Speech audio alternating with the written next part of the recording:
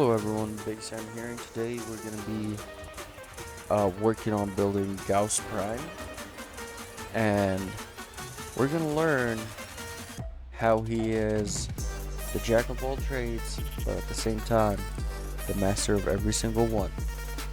So, I'll briefly explain his abilities first, which shouldn't take that long. I don't want to make it a really long video. We're going to start with his passive, which is the battery on the right hand side that you saw in the intro. I'll try to put an image of it on the video. And so what it does is it controls how strong your abilities are. I'll explain how it affects every single ability. So I'll be explaining how his passive affects all his abilities as I go over them, and how it is affected by said abilities. So first of all, Gauss Mach Rush, which basically makes you run super fast. And how it works with your passive is that it charges your battery faster, and we'll be using that quite a lot to keep up our battery charge, and we'll see how. And now for Gauss' second ability, which is kinetic plating. And this ability gives you a percentage of damage reduction up to 100% that only affects physical damage, impact, puncture, and slash, and heat, cold, and blast. And what happens is it scales with how charged your battery is, and at full percentage it basically is a full damage immunity. But it also comes at a cost where it reduces your battery charge every time you get hit. You can counteract that by keeping his fourth ability up all the time, and we'll know how. First things first, we go explain his third ability, then his fourth. So his third ability is called Thermal Sunder, in which he basically creates a zone of heat damage around him, which depletes his battery, or cold damage, which charge his battery, or if you put heat then cold or cold then heat, that makes it turn into blast damage, which will basically deal damage depending on how many stacks you have of your first element. And I'll show you how we use that to nuke in a minute. And so, last but definitely not least, is his red line ability, in which he enters a supercharged state where you can overcharge your battery. And once that charge meter hits the 100% overcharge, for the rest of the duration of the ability, none of your abilities deplete any of your battery charge, which is really useful. And it also comes with a lot of buffs: fire rate, attack speed, reload speed, and he's the only Warframe that buffs his own casting speed. And there is the little sparks of damage, but those don't really do anything in Steel Path or outside of normal star chart, maybe early star chart even, because they're pretty weak. So we're gonna basically treat them as if they're not there. And so how do we play Gauss? So the way we do it is we log into a mission, and first things first, we turn on his red line, then his kinetic plating. And also we run around for a little bit, get him nice and fully overcharged so that we can get the full buff, and so that our abilities do not consume any of our battery charge. And so what it does is we get a massive fire rate increase. You can see my 40 bullets in the, or my 40 shots in the Acceltra's magazine already gone. I already expended a full 3 magazines.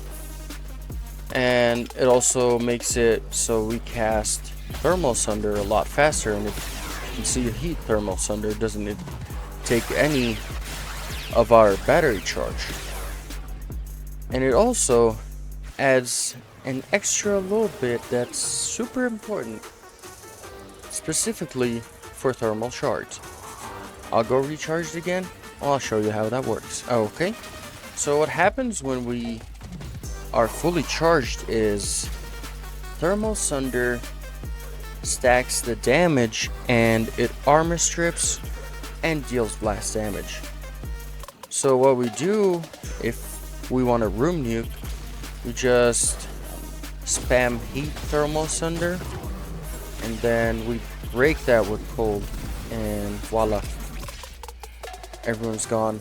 It's that easy. You can stack it higher and higher, but to me, more than like 3-4 stacks would be a little bit overkill. And also for best use of this ability, or well, the easiest way to use it is we go to the options and we go to invert cast, the tap and hold abilities right here. And so what we do is we go to Gauss and we get it inverted so that it's easier to just tap for heat and hold for cold. That kind of rhymes well. Anyways, now we go to how to build Gauss Prime. So the way that Gauss works is his abilities don't really scale with ability strength. Like, yes, the minimum of his kinetic plating scales with his ability strengths, but we don't really need to raise that because we're going to be using his red line for the entire duration of the mission. So we're gonna be basically fully charged all the time, so we're gonna be at 100% immunity against physical damage types and against heat, cold, and blast. So it's not really worth it to invest much into that, but we're gonna put a little bit of strength in there, and I'll show you why. So first things first, go with the aura. Gauss is a really good shield warframe, so what I prefer to use is refresh pet. And the way that Gauss scales is that he scales with duration. So what we'll do is that we will try to fit as much duration as we can on the build. So go prime continuity, go augur message, and that's gonna be pretty much it for our duration, which you can see now it raised our red line buff for fire rate to 146%. That's without any strength added, from the base of 75%. And so what I prefer to use on him is add a little bit of strength, which comes into the form of just a regular intensify, just that, to kind of help us with our thermal sunder, and I'll show you why.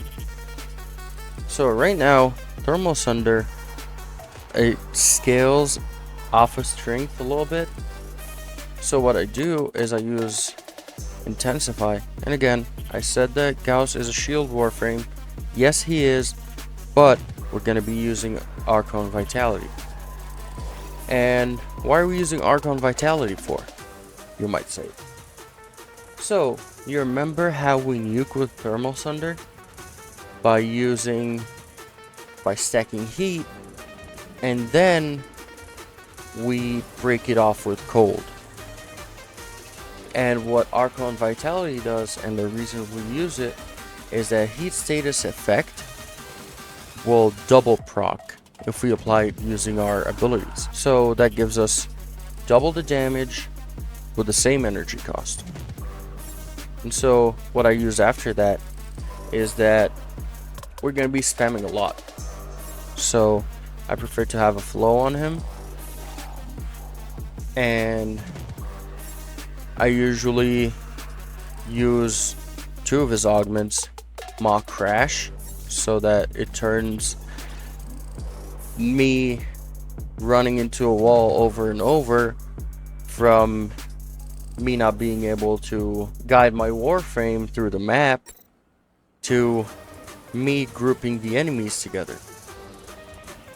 And that is really efficient if you're using a weapons platform build, which is shown in the intro how we kind of use it to group the enemies in one spot and just rain hell upon them. And for the second augment, we use thermal transfer to give us more damage when we use our thermal sunder. Gives us the kind of damage that we used, which is like if we use heat, we get a heat buff. If we use cold, we get a cold buff. And if we combine both, we get a blast buff on our weapon. The duration is infinite so long as you're inside of your thermal sunder zone, which is going to be 29 seconds of just the buff existing before it starts counting down once the thermal sunder that you're standing in ends or you move out of it, and it starts counting down 58 seconds, which I'd say that's pretty long, you know, considering that's about 100% extra damage. And we're not done yet. So this slot would be mostly like a flex slot for me. I might use something like, I don't know, maybe Augur Reach for more range on my thermal sunder, and on my basically on my pull on Mach Crash, or which would be much better range if I just use regular stretch, 45% extra range, which will make my Mach Rush pull enemies in a radius of 11 meters. And in the Excel slot, I prefer using Rush because, again, if you're going to be playing Gauss, you're going to need speed. And I just like running around being super fast. And so that is how we build Gauss. Now we go into the arcanes. Molt Augmented is really more of like a flex slot for me. Like, the ability strength wouldn't really affect you that much. Like, sure, 40% extra ability strength will be nice in terms of the thermal transfer buff, but overall it doesn't really do much. And also I'm using Arcane Aegis in case, you know, I get hit with electric or anything that my kinetic plating doesn't block, or if I just get caught in a second where my kinetic plating is down. Or you can also use Arcane Barrier. They both gonna do the same thing, though I think I'd prefer Arcane Aegis actually. And so that's how I build my Gauss. And now, for an extra tidbit, I'm gonna be showing you how to build Acceltra Prime. So the Acceltra is a really good weapon. It deals some decent damage. It might need a little push. That's why I mostly use Thermal Sunder with it. Thermal Transfer. And the Acceltra has a really neat mechanic where it fires little rockets, but they don't really explode until they're far away from you. So if you're firing to a target that's basically in shotgun range, you're not going to really be dealing damage because your rockets won't be exploding. But if you're firing to a target, or if you're firing at a target that's further from you, you're going to be seeing more damage. You're going to be seeing some AoE damage. So the problem with it, let's face it, the magazine size sucks. Not only that, but also the ammo reserve. So what we do is we either use vigilante supplies. If you don't have that, just add rifle ammo mutation for the extra ammo pickup. And now let's look at the build. So we start with galvanized chamber from multi-shot. Multi-shot means more damage. And then we use galvanized aptitude for the extra damage, or what some creators call condition overload, which is basically condition overload for guns. And now there are two kinds of builds. So first of all, I forgot about this one. I put amalgam serration to give me that extra little bit of sprint speed, because come on, Gauss, you gotta be fast, you know. And there are two builds you can use on it. First thing, we're gonna be adding our regular mods. So we're gonna go crit, we're gonna go with vital sense. And so now we can either use corrosive and cold, which is I really like using those elements together, because corrosive means dealing more damage to armored enemies, and cold means dealing more crit damage to enemies affected by cold procs. And what we're going to be doing is that we're going to be critting a lot, and that's where cold comes in. And corrosive is overall one of my favorite elements. You can also change that for viral and slash, utilizing hunter munitions, though I prefer the corrosive cold build. That's what I personally love using. Most of my weapons are corrosive and cold, and if it's going to be viral, for me it's going to be viral heat. There's even, you can actually build this one as corrosive and heat, which is also going to deal decent damage, but to me I prefer corrosive and cold for the fact that it's more upfront damage and less damage over time. So I don't just, like, you know, get lost in a moment, dump my entire magazine on one guy and he's still alive and now I'm out of ammo, you know. And so you won't be really aiming for headshots because this weapon explodes. Sorry, the shots from this weapon explode. So we're gonna be using primary merciless for the damage, or actually, I just really thought about it, is primary frostbite, which gives us crit damage and multi-shot per cold proc. And so this is how it's gonna go. We're gonna be using Gauss, charge our red line a little bit, and once we're done charging it, just gonna go spawn some enemies, then we do this. And this is basically, we're not even giving time for my pet to prime them. Now those are the primed ones, and you can see they're just being wiped out.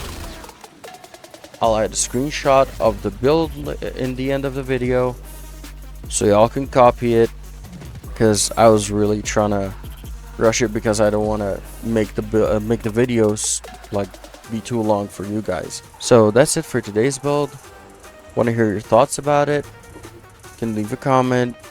If you enjoyed the video, like, subscribe. You can come join us on Discord. And if I mess something up, I'm still new to this. If you have any thoughts on how I can perform better, on how I can make my videos more engaging, more helpful, please let me know down in the comments. And Big Sam out.